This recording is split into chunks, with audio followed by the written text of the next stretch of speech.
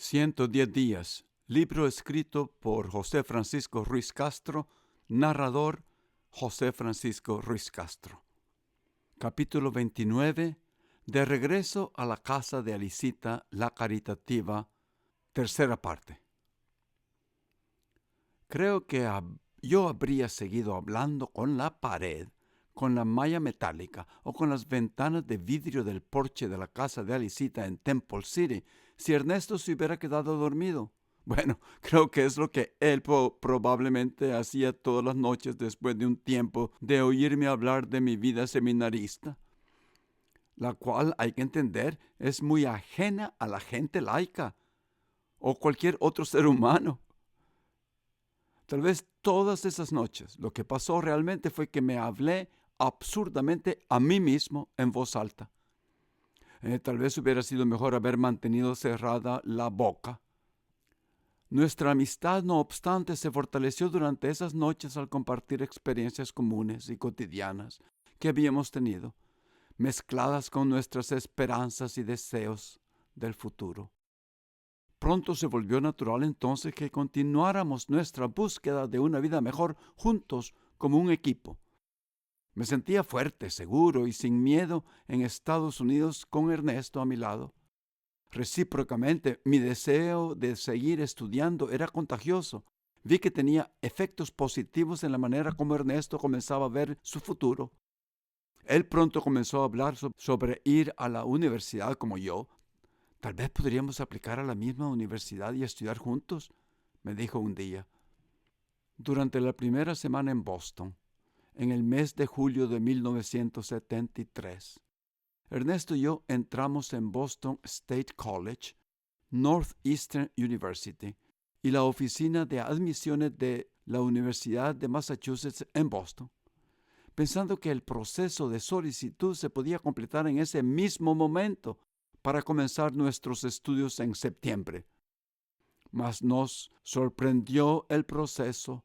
Yo no sabía suficiente inglés y Ernesto no sabía nada sobre lo importante que era el presentar transcripciones académicas oficiales de su high school con las calificaciones de cada trimestre y de cada año y de cada materia para poder solicitar ingreso a cualquier universidad de Estados Unidos.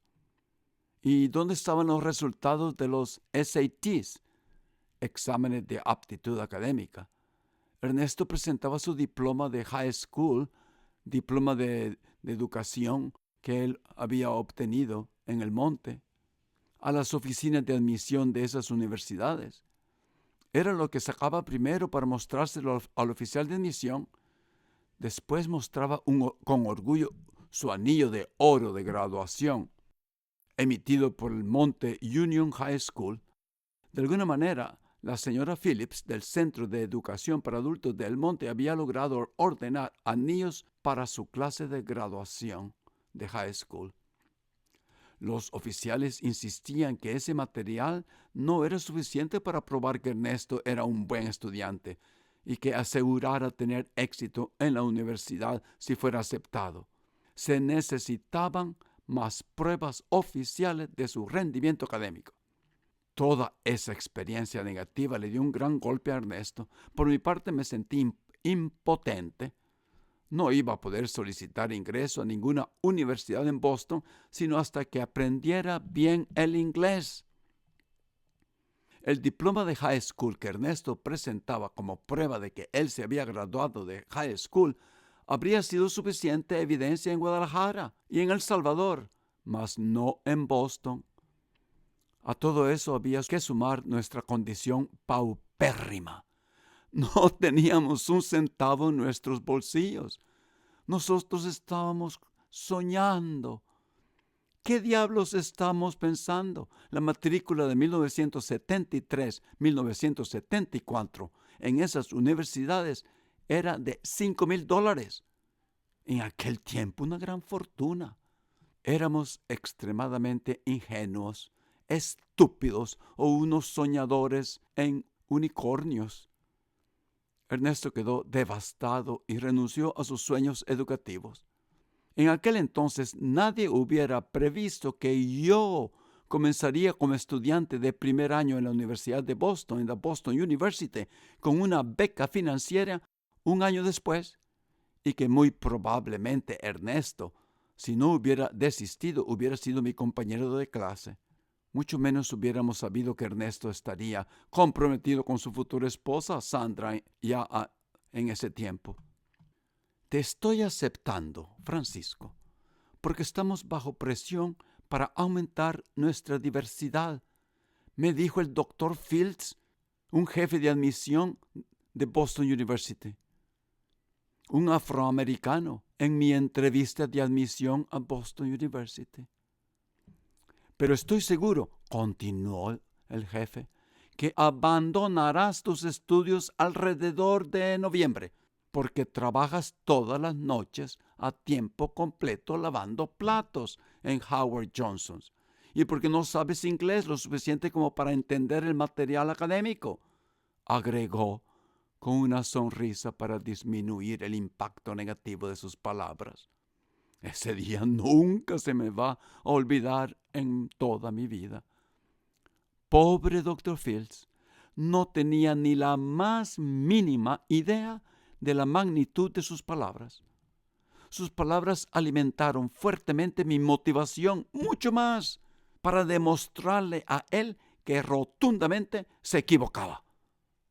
El deseo casi innato que los inmigrantes llevan dentro de su corazón, dentro de sí mismos, de progresar en este país y tener éxito, y su disposición a sacrificarlo todo por ese objetivo, es ajeno a alguien que haya nacido y crecido en este país, sea esa persona negra o blanca. El pobre Dr. Fields, además, y tengo su cara muy presente en mi mente, al hacer esos comentarios, había ignorado mi formación como seminarista y la ambición que lleva adentro todo joven recién inmigrado. Su error fatal fue el aceptarme basándose solo en mi origen étnico, porque era latino, hispano, como si eso significara algo relacionado con una aptitud académica.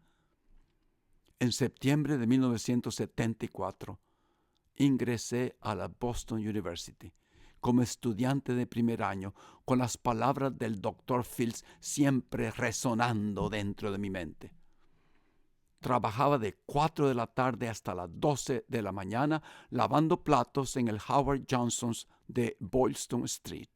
Me levantaba al día siguiente temprano para estar ya adentro del auditorio Morse a las 7 de la mañana, preparado con todos mis útiles y una grabadora portátil de cintas que había traído a Boston desde Los Ángeles y que había encontrado tirada en el garaje de mi prima Lisita. Me sentaba en la primera fila listo para que el profesor Henry Marcusella, así se llamaba, impartiera su cátedra del primer nivel de Psicología 101. Transcribía las secciones incomprensibles de sus conferencias al llegar a la casa por las tardes, antes de salir a lavar los platos a las 4. Después de una de sus conferencias sobre el sentido de la visión, me acuerdo claramente haber repetido la cinta de la grabadora innumerables veces tratando de entender la palabra threshold. En español quiere decir umbral o límite. En esta oración, the term absolute threshold refers to the minimal detectable intensity of stimulation in any modality. El término límite absoluto se refiere a la mínima intensidad detectable de estimulación en cualquier modalidad. Esa es la traducción. Con la ayuda de la madre de Eric, mi primer hijo, Claudia Aschaffenberg, amigos, diccionarios, libros de texto y libros de trabajo que iban con el texto Principios de Psicología General, al final del primer semestre, ya yo no necesitaba la grabadora. Me dio una gran satisfacción probar que el Dr. Fields se había equivocado conmigo. Nunca tuve el tiempo ni el deseo de regresar a la oficina de admisión para decírselo a su cara. Cuando uno desea apetece algo profundamente, mata o se mata haciendo todo lo posible para adquirirlo, aunque al final nunca lo adquiera. El punto está en luchar para percatarse si, después de todo, el objetivo era real o solamente un pobre sueño estúpido.